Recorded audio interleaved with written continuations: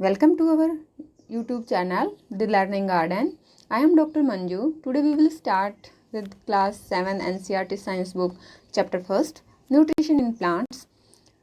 In our previous videos, we have already covered class 6 NCERT Science book, chapter 1 and 2, in which food and its components have been described. So there are some terms like autotrophs, heterotrophs, nutrients. There are in a good way explained in those chapters. So for details, you can watch those videos. And here we will start with the nutrients. So what are the nutrients? The essential components present in our food items which are very important for our body, like carbohydrates, protein, fat, vitamins and minerals. These components are known as nutrients. Minerals जितने भी living organisms हैं उन सबको food चाहिए. Food क्यों चाहिए? जितने भी हमारी बॉडी में लाइफ प्रोसेसेस होते हैं, बिकॉज जितने भी लिविंग ऑर्गेनिजम्स हैं they have complex body structure, और उस कॉम्प्लेक्स बॉडी स्ट्रक्चर को मेंटेन रखने के लिए, उसको रिपेयर करने के लिए, ग्रोथ के लिए, और जितने भी लाइफ प्रोसेसेस हैं उनको परफॉर्म करने के लिए हमें एनर्जी चाहिए. And that energy we get from food. तो अभी हमें ये देखना है कि ये फूड हमें मिलता कहाँ से है. जो प्लांट्स हैं वो तो अपना फूड खुद प्रिपेयर कर लेते हैं, बट एनिमल्स और जो ह्यूमन बींग्स हैं they can not prepare their food on their own, but they get their food from the plants. अगर हम बात करें, अब बच्चों के दिमाग में आता होगा, क्योंकि जैसे हमने बताया कि क्लास 6 में हमने पढ़ा था कि कार्निवोर्स एनिमल्स होते हैं, जो ये वो एनिमल्स हैं जो एनिमल्स को खाते हैं. तो अब वो सोचते होंगे कि वो प्लांट पे कैसे डिपेंड करें. देखिए, एनिमल्स, वो जिन एनिमल्स को खा रहे हैं वो एनिमल्स प्लांट्स को खा रहे हैं. सो यहाँ पे डायरेक्टली और indirectly we all depend upon the plants for our food. So here in this chapter we will read about mode of nutrition in plants.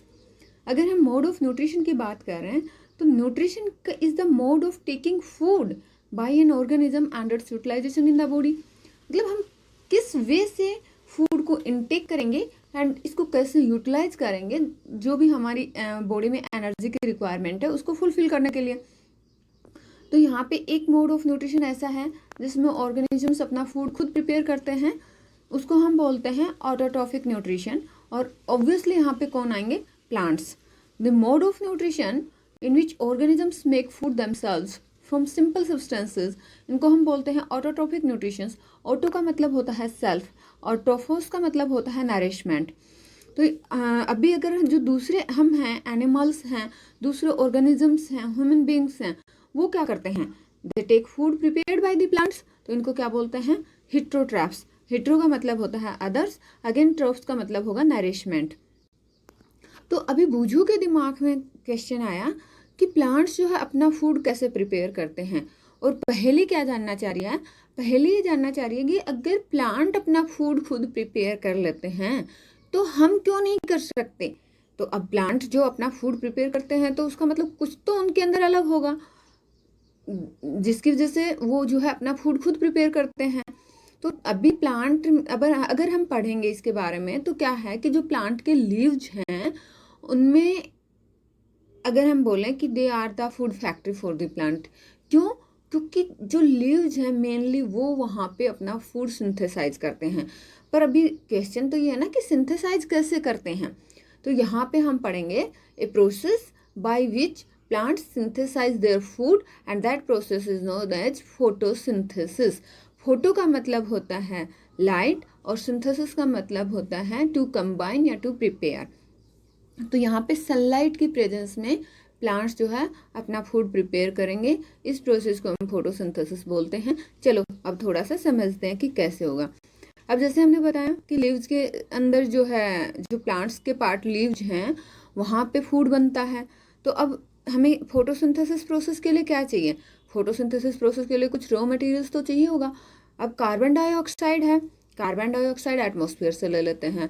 Water है, वाटर सोइल से ले लेते हैं. और लीव्स के अंदर एक पिगमेंट रहता है क्लोरोफिल, और सनलाइट की प्रेजेंस में अब वो बनाते हैं कार्बोहाइड्रेट और वाटर. अब चलो, हमने बात तो कहा कि वाटर और मिनरल्स जो है प्लांट जो है ऑब्जर्व करते हैं सोइल से, पर वो कैसे ऑब्जर्व करेंगे? अब यहाँ पे हम यहाँ से समझते हैं. ये देखिए, यही वाले पार्ट से हम समझेंगे फिगर 1.3 से. ये एक डायग्राम है जो फोटोसिंथेसिस प्रोसेस दिखा रहा है.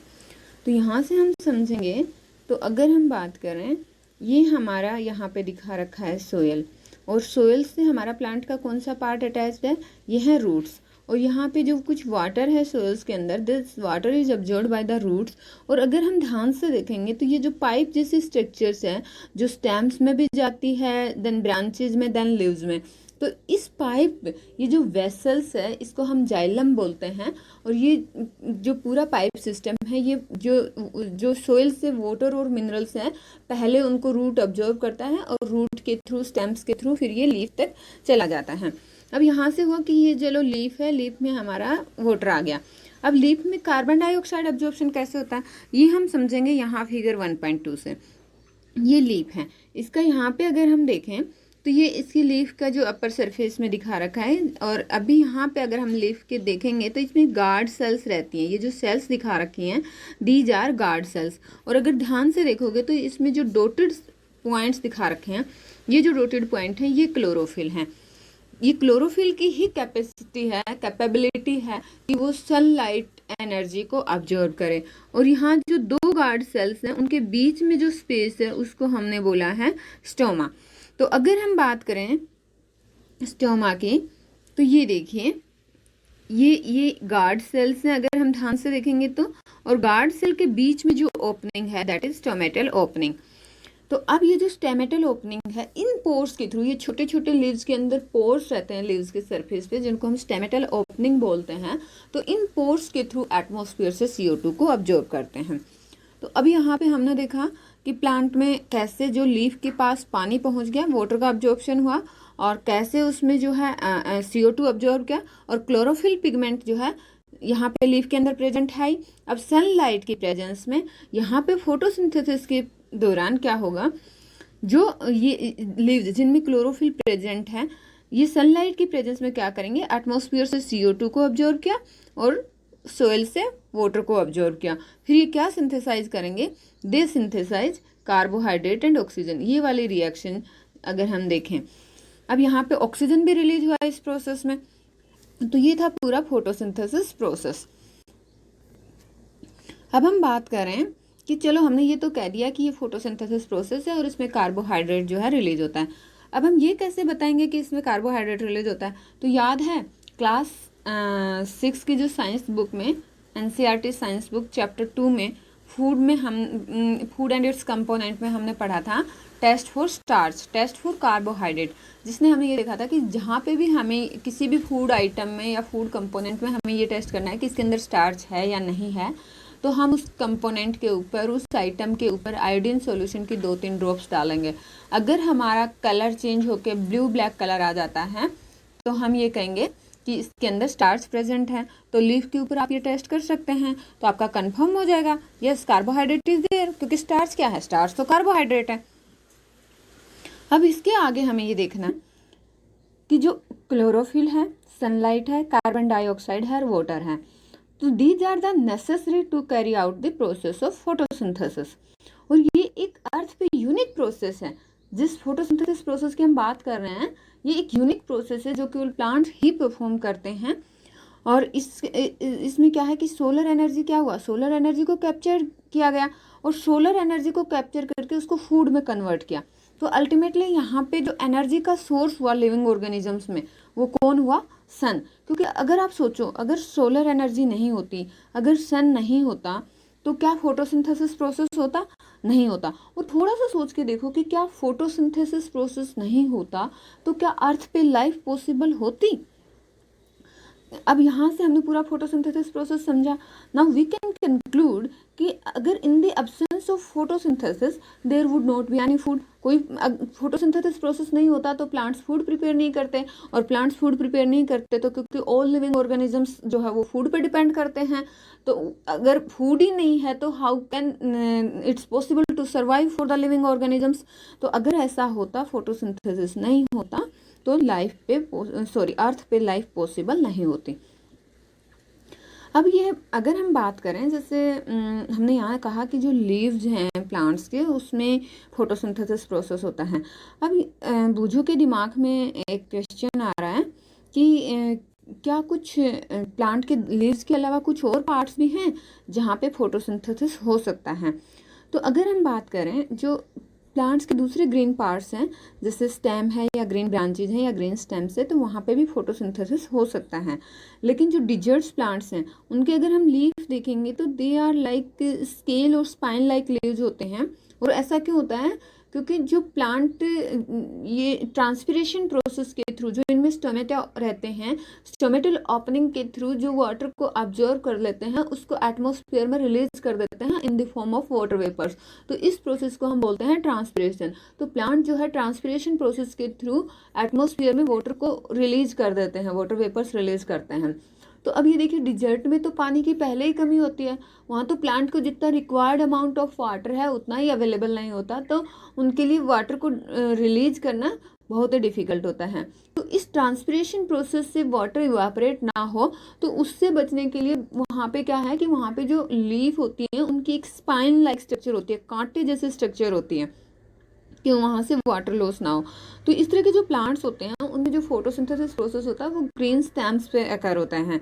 तो यहाँ हमने पढ़ा कि जो फोटोसिंथेसिस प्रोसेस है, लीव्स वहाँ पे मेनली मेन फैक्ट्री प्लांट्स में जो फोटोसिंथेसिस प्रोसेस के लिए या फूड के लिए वो लीव्स रहते हैं। बट अगर सिचुएशन ऐसी आ जाती है जहाँ पे वाटर की कमी है, जैसे डिजर्ट्स प्लांट्स जो रहते हैं वहाँ पे ऐसा रहता है, तो वहाँ पे आपका फोटोसिंथेसिस जो ग्रीन स्टेम्स और ग्रीन ब्रांचेज है वहाँ पे भी पॉसिबल है। अब थोड़ा सा इस चैप्टर में सेल के बारे में दिया है, हम ये भी एक बार देख लेते हैं कि सेल्स क्या होते हैं। तो अगर हम सेल्स के बारे में बात करेंगे